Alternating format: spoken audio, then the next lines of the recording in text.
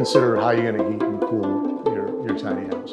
In most cases, we're adding or we add a ductless heating and cooling system, and that's what you're looking at up here with that big yellow tag on it.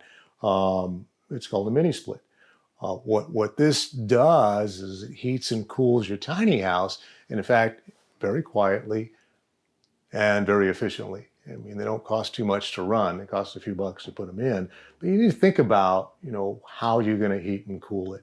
We can get in a whole conversation about that as well, because, in some cases, folks are adding wood stoves, they're adding propane stoves that are built into the walls.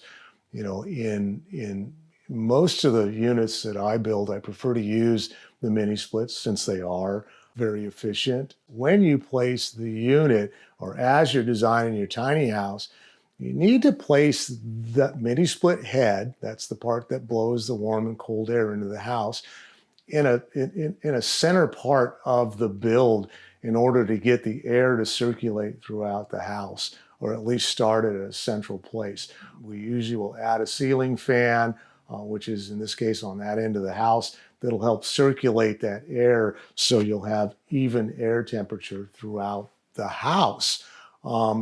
That unit, I think we'll get into the ducting of that a little bit later on the outside of the house, but that's why I place this above the counters, above the cabinets, up high, and in a central location of the build from front to back. If you place it on one end or the other, it's going to be cold or hot on that end of the house, and maybe not so much on the other end. So be aware of where you're going to place that as you design your house.